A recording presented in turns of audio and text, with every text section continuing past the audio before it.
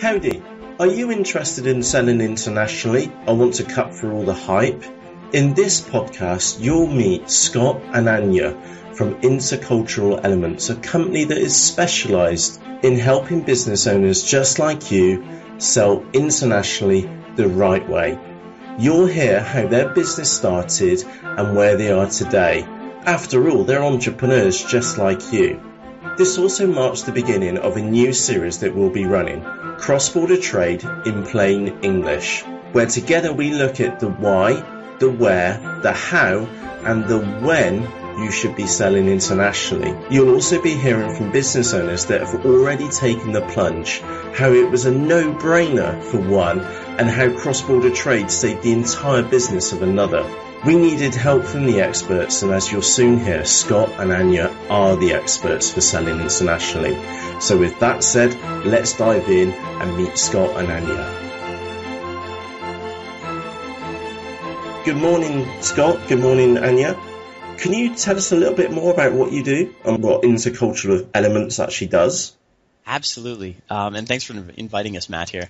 Right. I mean, in a nutshell, InterCultural Elements, or ICE, as we like to call it for short, is an A to Z series of services that help online sellers expand into both domestic and international marketplaces. Okay, so basically you help businesses sell internationally. Now, is that just for the UK, or is this globally? Do you help German companies come to the UK or Australia? Does it work both ways? Absolutely. It works pretty much in all directions. A large percentage of our sellers are actually UK-based, but we have an increasing number from the US, from Germany, and then also from around Europe. So I'm really curious, Scott and Anja, how did ICE start? Was it by accident? Did you spot something going on? And what's the journey been like? Right. It's a bit of a funny story, I think. As these things so often happen, I should really start off by introducing Edward as well, who's the third managing director of the company. So Anja, Edward, and I traveled in a sort of an international educational group back in 1999, and spent pretty much a year together. We're pretty good friends back then, and after the group disbanded and we all went our separate ways to do education, everything else that we were doing at the time, we every so often we got together and we talked about the possibility of doing some sort of intercultural, international endeavor together. And we're thinking originally more in the direction of maybe intercultural classes, but it wasn't actually until 2007 that the opportunity presented itself. And what happened there was I was working at Channel Advisor as the first UK implementation manager, and one of our clients said, was UK-based, and he said, I'd love to sell my products to Germany, sell them really well in the UK, but there's no reason why they can't sell super on mainland Europe as well. And at that time, I had said, why don't we try that? I can get Anja to translate all of these items, right? She's native German. And then we can stick them into Channel Advisor and, give it a whirl, see how it goes. He was quite successful with that. And that was really sort of the seed that was planted where we said, this could really be something. Wow. And just to clarify, Anja's actually your wife as well. So it's a husband, wife, and friend team as well. Absolutely. Definitely my better half. That's exactly what I say. That's the correct answer, Scott. You should never forget that one. So it went from there. So you saw it with one seller, and then what kind of happened? Right. Well, I definitely have to give Anja and Edward really most of the credit here. I stayed with Channel Advisor for a short time thereafter. By and large, being an implementation manager, my job was to teach people how to use the software. And it was sort of a natural, almost like a hand-in-glove process, right? Somebody would end up their implementation in the UK and say, Channel Advisor is a great software, it can go international, but how do I do that without the localization, the translation possibilities? And at that stage, I would say, well, there's a company called InterCultural Elements, which Anja and Edward were at that time working on full time. They were starting that out, and they can take it from here. Channel Advisor actually really liked it. They gave us a partnership really from the get go, and that's basically how it started off. Okay, so Anja, just a daft question: what does Scott like to work with? Sorry, that's an ad hoc question which I've thrown in there. Sorry about that one. Obviously he's my better half, right? So no, it's actually very nice. I think a lot of people actually ask us about, how is that you spend basically your entire life, not just your private life, but your work life together. But I think it's actually really good because we I think, very much also augment each other. Also, the three of us really augment each other. I think all three of us have very different skill sets. Mm-hmm. And in that sense, we don't really get into each other's way in certain areas, simply because everybody has their own expertise. And I think that just works really well. And it is also, I think it's pretty cool to be able to exchange ideas after work. I mean, sometimes it's not that easy, right? Because you feel like you're at work all the time. But at the same time, it is also good to be able to reflect after work about certain things. And that just sort of helps the company as a whole, I think. Yeah. Okay. Sorry. Ad hoc question. Just genuinely curious. And again, the reason for the curiosity is that when I started selling on eBay myself, Helen, who was my girlfriend at the time, she came to work with me. And she's now my wife, and we've got 2 kids. Yeah, you can become stronger with your partner because you talk about work during the day, and then of course you go out drinking and whatever in the evening. But then you do chuck an ad hoc question in there, and again you can talk about it in a relaxed environment. It doesn't have the pressures of being in the office, for example. And is that that's pretty much what you find, I think? Absolutely. Yes. Yeah, I would agree. So what are the main challenges with selling internationally then? How does ICE help businesses get over those barriers? Right. Well, I think it's a good question. And I think I would probably summarize it in you don't know what you don't know. I think a lot of sellers who are especially doing very well domestically say, okay, what's the logical next step? I have a lot of competition in the UK, the US, or whatever domestic market they're in. And then, that logical next step is expanding internationally, right?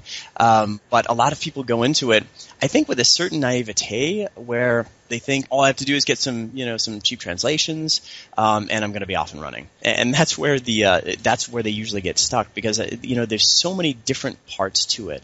It's funny because on sales calls and things like that, I think we're very often, I chat with a good number of sellers each week, and we're very often initially classed as almost like a translation company. But our sellers tell us that really the combination of the services which remove those barriers and allow them to really outsource all of their cross-border trade, really that's the magic. And when that comes down to exact things that you have to look out for when you're expanding, I think it starts with, number one, really thinking about it. I know one of the first things that we do on a call with a seller is just some pretty intensive consultation. Find out exactly what they sell, what markets they sell into. From that, as well as some of their long-term goals internationally currently, try to figure out exactly which types of products they should sell, where, and in what order. Okay, so I think consultation is really the first thing. Yeah. Yeah, and again, I'm really curious there, because did that come from your days back at Channel Advisor? So as an implementations manager, when you've got to help a business start to learn this new software, the first thing which I would do, because we'll chat about this in a few moments, about the parallel universe, which we've both had, which is that one of the first things which I would do is just tell me about your business. What do you do right now? And it was in that kind of conversation you would actually get a really good feel for what the business does, what the person's like, what their aspirations are, where they are now, some of the challenges which they've got. And I think that's kind of key, isn't it? Because going back to Channel Advisor, and in my case, eSeller Pro, which was that first conversation was key, because you kind of map out where it's going to go. And is that the same thing which you're doing now with ICE? Is that you have the chat, the consultation, and you work out, oh, right, and you kind of already know where they're going to be strong at, where they're going to be a little bit weak at, and where they should focus their attention? Absolutely. I think you hit the nail on the head, Matt. That's exactly it. Because, in the end, I think we're living in an age where there's so many almost, I would say, tools out there, right, where you sort of have to fit their model. And the fact is, we like to classify ourselves as more than just a service, really. It's, a whole A to Z series of services, because what we try to do is we ask all of those questions that you just mentioned, because in the end, it is all about the customer. It has to be about their goals. No two customers are the same. And absolutely. So it starts with those questions and figuring out their long-term goals. And only then can you figure out which marketplaces to go to and in what order, I think. And then it expands out, past that consultation, then you have things like translation, which has to be of a very high quality. But then all of those other things that people don't think of, like localization, making sure that all of the, everything from currency to sizes, even to the look and feel of the background of your ads are, really catered to that country that you're selling into. It has to be all of that has to be integrated into your listing tool, or else it just doesn't really work for you. It doesn't really help if you're selling to, umpteen other marketplaces if it's not integrated with your central stock, right? Sorry, random question, and it's really curious question, because I was at a talk literally last week, and they mentioned about Chinese companies, and they like pictures of clouds on their listing templates. Where I was thinking, well, clouds, well, that normally means web services here in the UK. But the Chinese really like the picture of a cloud as a background, and that's why you see them all over the sites. So going into Europe, for example, do French prefer Pacific layout to what Germans do? Does it go down to that kind of macro level? It absolutely does. And, a great example that we like to give is in the UK, US, we tend to like a little bit more pictorial.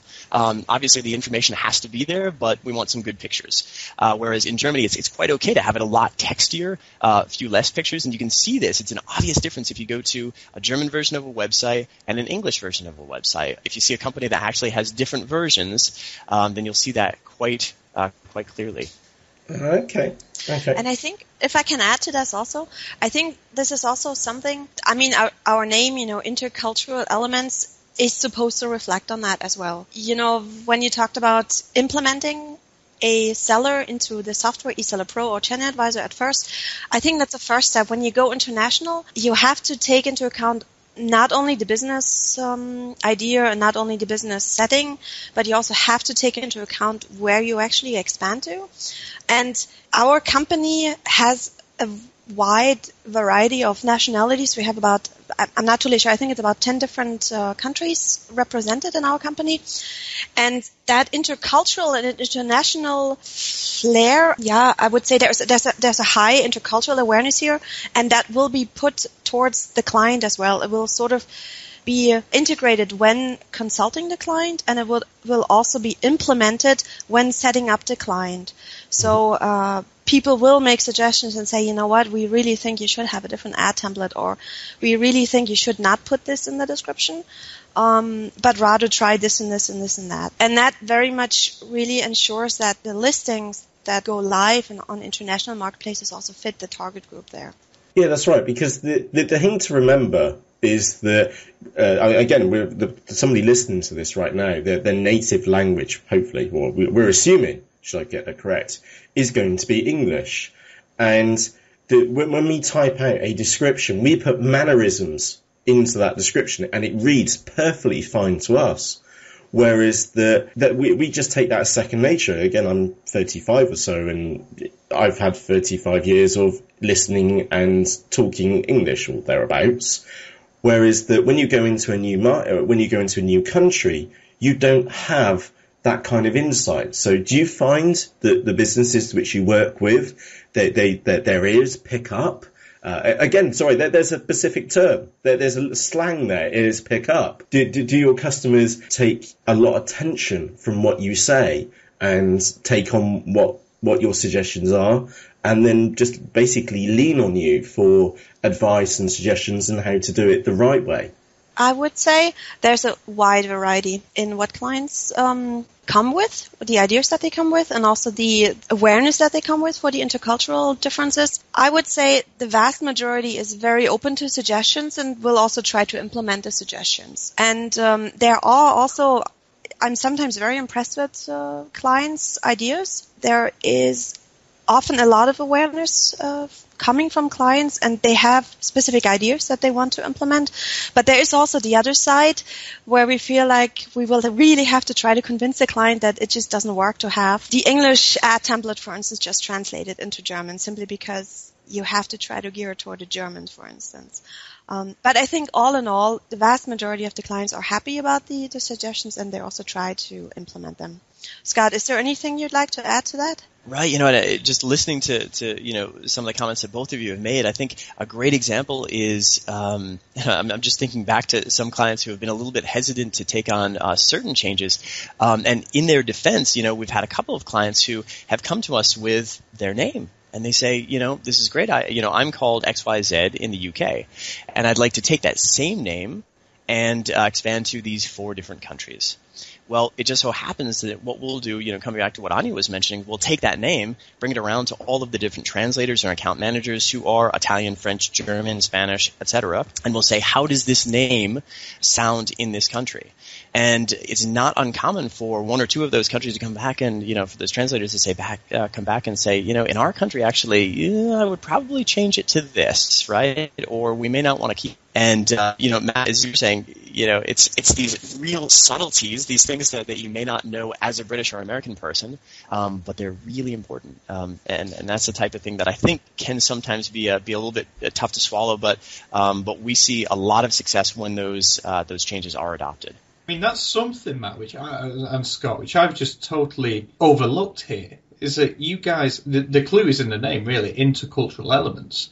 I thought you were largely just like translation based, but what your clients are actually getting with you is an insight into each country that they're going to sell into. And like you said, the name one is, we've all come across famous names which don't translate very well, and a few faux pas down the line, and they're funny to look at. But if that's your business, then that's quite a serious thing to make. And like I said, it was interesting for me to realise that, this is actually more like intercultural consulting, like we mentioned earlier, that you're actually getting with you guys. It's a fantastic service. It's just like a revelation for me right now. I'm like, oh, wow, yeah, of course. Things I hadn't even thought about. Absolutely, yes. Thanks for that.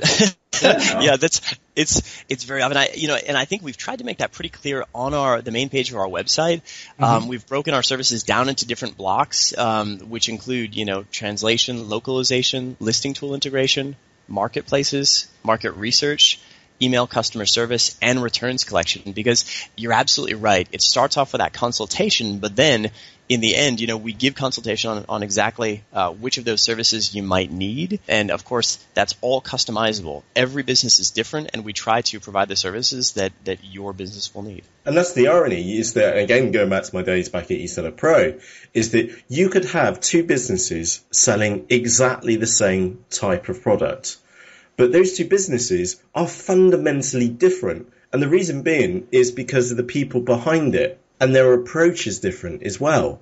I'll just pick on media products, DVDs, for example. You may have one business which works in one manner, and you've got another product, another business, which is selling exactly the same products, and they go about it in a completely different fashion.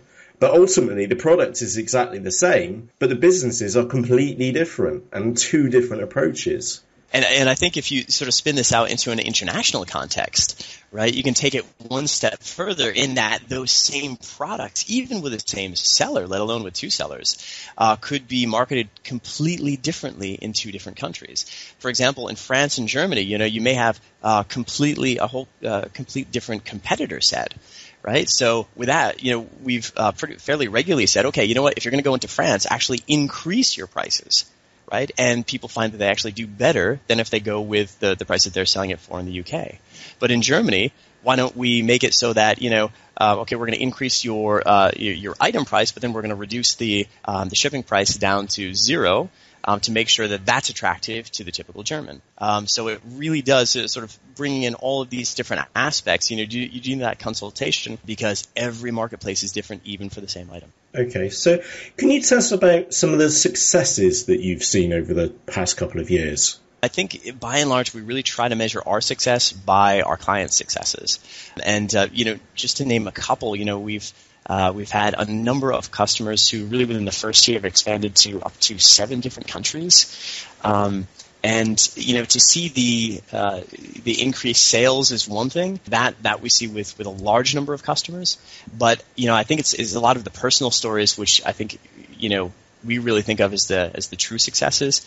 I think back to 2008 with the financial crisis, and it was a UK seller who was selling lots of sportswear type stuff, and it just so happened that he had actually expanded into numerous countries: Australia, US, France, and Germany, and he basically said that that expansion actually saved his business because the UK rather was so heavily hit by the financial crisis, whereas countries like Germany weren't as heavily hit. And those sales in Germany actually propped up some of the things that he wasn't selling in the UK. In addition, most sellers know that different items sell differently in different countries, right? And that means that when you really mitigate your risk by expanding, selling that product X in, let's say, 4 countries instead of just 1, because you are going to get some markets which buy a lot more of them. And we got some interviews with those sellers as well, so don't want to spoil the thunder on that one. We'll talk about that in a few moments' time. Now, changing the topic, the parallel universe. Scott, I can still remember the first time which we spoke, and we spoke for about an hour and a half, and I was literally just sat in my kitchen on the phone, and it was unbelievable. You'd kind of run this parallel universe to me. So I was over at eSeller Pro, the head of the implementations team over there, and you were over at Channel Advisor doing exactly the same thing with almost exactly the same type of business owners. Right, at the same time. Right. At the same time. That was just crazy. And I was saying one thing and you were going, yeah, we would have that as well. And, that was always a challenge. And, this is what we used to do. And that's what I used to do. That was, I'd never come across that before, where somebody had just been there and done that, but I'd not spoken to before. And it was just such an eye-opening experience. And I think we just hit it off immediately because of what we'd been through. Right, absolutely. And it was funny because, I know back then I had heard, your name. I had heard about this Matt over at eSeller Pro time and time again, but it was also funny that you and I we'd never sort of crossed paths until much later, right? Yeah, that was it. And again, I think that was just down to us having our heads down and working on it every single day, just focusing. And again, it took me, just from a personal point of view, it took me 30 years to work out who I wanted to work with. And my story is really straightforward, is that back in primary school, can you remember being asked this?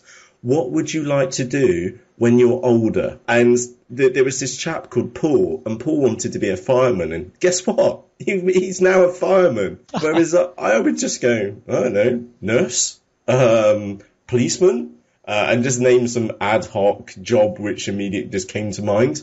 Now, I just never had a clue, and that's kind of represented in what I've done. I went to university and I kind of fell in to the course which I ended up doing for 4 years was not the course which I'd signed up to. I just fell into it, and it was a wicked course, and I had an amazing time there. And I kind of fell into MarketWorks because I used to work for MarketWorks before, which was an eBay tool which Channel Advisor ended up purchasing. And then I kind of fell into eSeller Pro. I just basically got headhunted and thought, wow, this is really cool. I want in. And it went from there. And UnderstandingE, that just kind of happened in the background. And anyway, coming back onto the topic. So how did you start off with Channel Advisor? How did you end up working there? Right. Well, again, talking about these parallel universes, very similar in the same way that you were with MarketWorks for a while. I was actually with a German company which does a very similar thing as does eSeller Pro and Channel Advisor called Auction Master.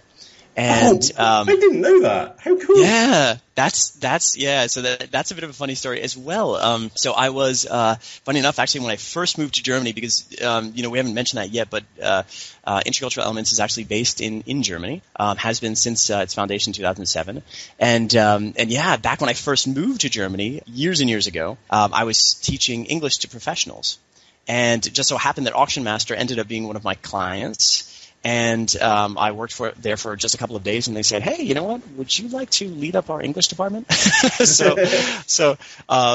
very quickly ended up being sort of sales and account management. Actually, the entire department was me for this German software, and we're really responsible for everything from translation, localization, trying to get new customers on board. Usually at that time, US based. Mm-hmm. And just so happened that within a year of me working for Auction Master was actually purchased by Channel Advisor, just like yourself. Yeah, and that's how I came to Channel Advisor. Looking to wrap this up, we've got some really exciting stuff coming up soon, but what's actually going... So you've been around, what's that, since 2007? How are you keeping InterCultural Elements fresh? Where are you going to be focusing for the next year or so? What have you got coming up? Right. And, that's one of the really exciting things I think about our company. I think, Anja, you'd probably agree with this, is that, by and large, we're really driven and led by the needs of our customers. So how do we keep it fresh? We keep it fresh just by listening to what the customers need and then adding services. Especially in the last 2 to 3 years, we've added a number of services: market research, email customer service, and returns collection for mainland Europe. And with we're actually working on a couple other ones, which I won't go into too much at this point. Those are sort of to be announced still. But one thing that I can mention is that there's a huge emphasis, especially we had some representatives sponsoring Channel Advisor Catalyst in Las Vegas back a couple of weeks ago. And anybody who was there or who followed that knows that Japanese, Chinese, and Portuguese are actually really big languages at this point. Obviously, there's sort of a central sort of move toward Asia.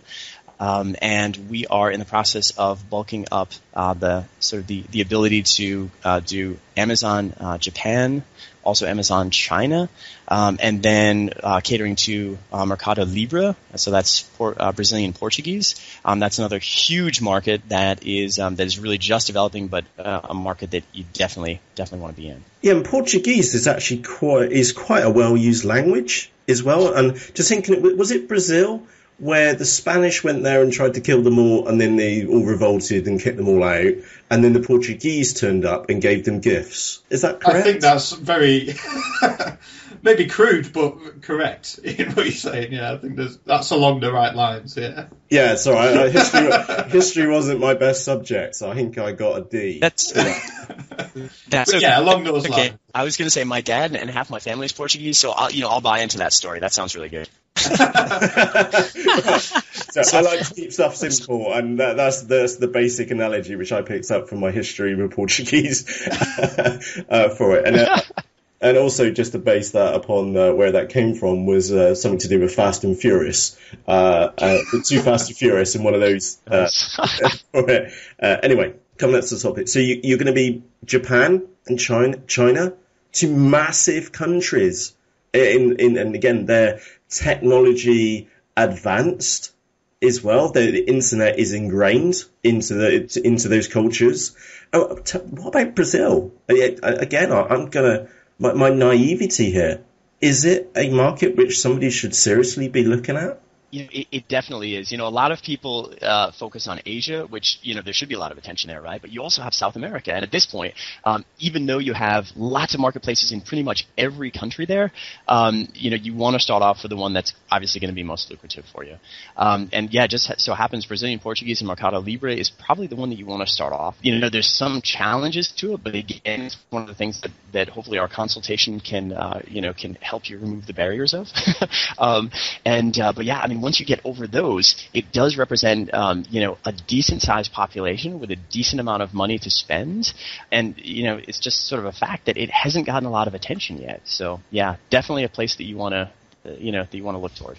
I think one of the interesting points there is the amount of attention that Brazil is going to receive, not just this year, but obviously the next couple of years as well. They're going to have the World Cup this year, then they're going to have the Olympics is in 2016. There's going to be a lot of money going into Brazil, a lot of infrastructure being built, and I think that is just going to be the boom that Brazil needs to really sort of fly forward as the emerging market. So yeah, I'm really looking forward to see what Brazil does in the next year or so. I think you're absolutely right, Dave. And one sort of analogy that we like to use sometimes is to say, you imagine that you had a time machine and you can go back in time 5-10 years and start selling in the UK with the knowledge that you currently have. What kind of difference would that make to your business? And that is actually the opportunity that you have in Brazil, in Japan, in China. Most European sellers haven't even, they haven't really gotten into these.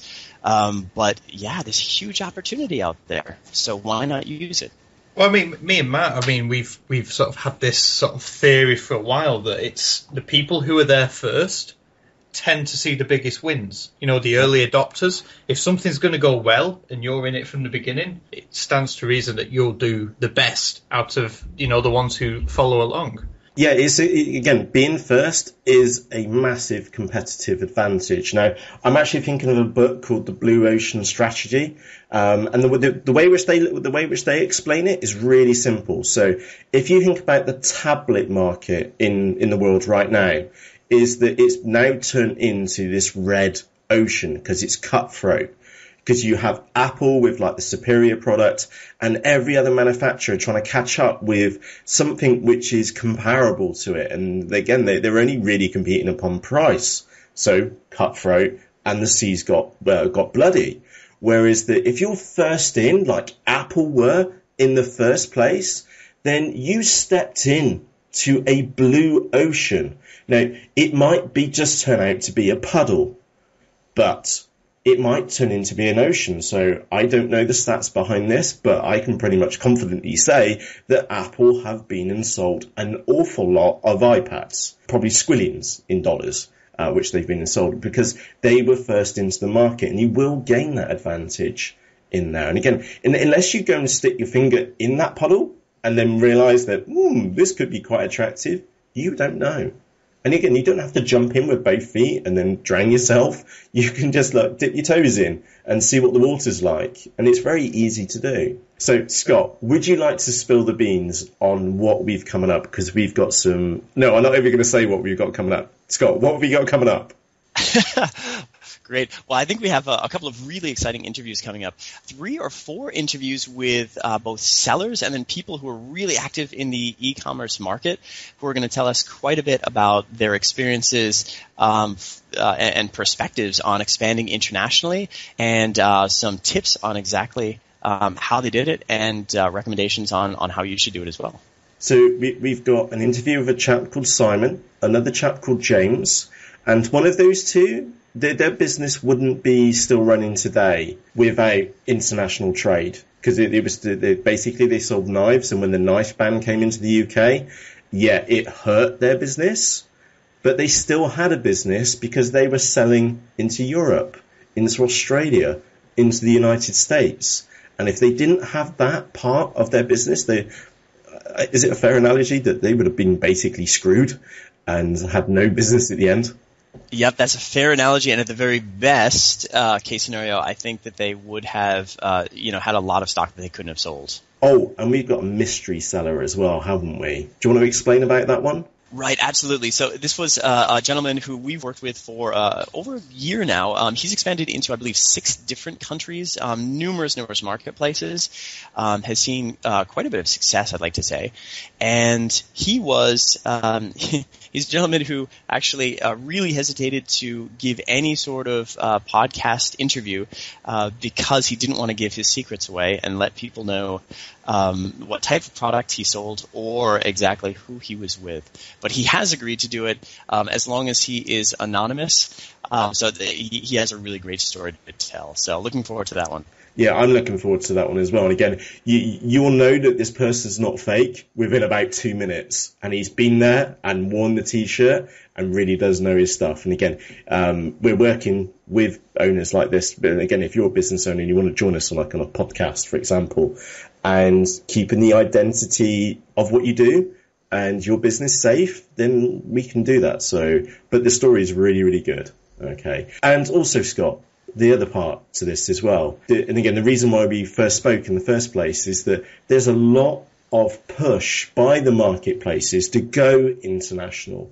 But what's actually missing is where you should focus your attention to. And again, you've got a tool called Amazon Scout, which, do you want to explain what that does? Because it's really cool. Correct, right. In a nutshell, Amazon Scout is a tool that we've developed which effectively allows us to take a look at your products. We take certain pieces of data about your products like EAN, title, UPC, ASIN, etc., and we'll then sort of send that out via Amazon Scout, and that will look for similar products or the exact same product in all of the Amazon marketplaces around the world, and that will give you results. We can tell you exactly what hits came back, but even better, with a little bit more research, we can also find information on all of your competitors. So, for example, the top 5 competitors in France for your product, exactly what are their price points, what are their titles, what are the sellers' names, and through that's incredible market research at a glance that can give you a really good idea on, number one, where to expand, which market to go to first, and then number 2, of course, that expansion is a lot less costly than actually having to translate everything by yourself, because you can piggyback straight on those items. So really, really great tool. Yeah, that's really cool. So me and Dave did a premium webinar a couple of days ago, and it was all about market research and using eBay and researching it the right way. And the thing is that market research is not based upon gut instincts. The market research is based upon relevancy, factual, and current information. And if you can get that kind of information, just imagine looking at the Excel spreadsheet, which you get spat out from that, you would basically be told exactly where you would want to go and what price points you are. And again, you could just, I presume, you could just stick your cost prices in there and then just work it backwards, and it's clear cut. Is that what you do? That's exactly it. And then, we can also think of that as, if we take that step where we have all the information that you just mentioned, now all of a sudden we have direction of where to go and with what products. And then InterCultural Elements can then quite quickly and easily set that up for you on all of those marketplaces that you want to go to. So, yes. Okay, so coming back to what we're going to be doing is that, number 1, we're going to be explaining why you should be going international, and then where you should be focusing your attention. And then crucially, how do you get to these international markets? And again, Scott, we're going to be trying to keep this as broad as possible so that somebody who just works by themselves to a much, much, much larger business with teams and millions of pounds to turnover. We're going to try and keep this as real as possible, and cover the different scenarios. Oh, and a daft one, when? And that may sound daft. When should you go international? But also when you should be focusing on there. So, for example, is that we're just about to hit the UK summer right now, because we're in April, so we've still got a bit of spring to get through. But whereas in Australia, for example, they're going to start hitting their winter time. So if you're selling swimsuits, for example, then going to Australia would just be a complete waste of your time. Whereas if you were selling outdoor clothing, for example, with thermals, for example, then Australia would be almost a no-brainer for you to start focusing your attention there and just skip Europe completely. So we'll also be looking at when as well. And again, and also things to think about ahead of time. So payment gateways. So if you want your website to go international, who is the best payment gateway to use in a different country? Shipping, we'll be looking at that as well. And again, we're kind of looking forward to eBay weighing in on this one as well with some of the initiatives which they've got going on. And also just a brief overview to someone like the tax and the legal requirements. Now, Scott, that's not something which ICE deal with directly, but you, of course, you know the specialists for when it comes to tax and legal, don't you? Absolutely. So what we also find very strong is that we stick with our core competencies, and anything outside of that, for example, the massive amount of information that you need on taxes and VAT, that is something that we have a series of partners that we could point people toward. Again, after some consultation, we figure out who's the best person to recommend them to, and then we'll put them in contact with them. Yeah, and that's, by the way, you actually work with one of the cool guys, which I've worked with for a long period of time, and the support which you've given him in that area has been absolutely amazing, because you basically said, go and speak to that guy, and he'll help you. And that's what went on. It was just, again, it's basically enabled them to hit Germany with the ground, literally hit Germany and hit the ground running with their business. So that just even a nudge in the right direction is just so helpful on there. So from myself, Matt, and Dave, of course, thank you for joining us and giving us the insight. And of course, we've got some really cool stuff coming up. So thank you, Scott. Thank you, Anja. Really appreciate it. Well, thanks for the opportunity as well. Yes, thank you for the chance to chat. From myself, Matt, Dave, Scott, and of course, Anja, thanks for taking the time to listen to this podcast. However, this is only just the beginning. Over the next couple of weeks, we'll be looking at cross-border trade in much more detail, hearing from business owners just like you that are already up and running, and a mystery seller that wanted to help, but because cross-border trade is so important to his business, he doesn't want to be named. You can keep up to date on our blog over at understandinge.com/blog. And don't forget to subscribe on iTunes too. We'll see you soon. Cheerios!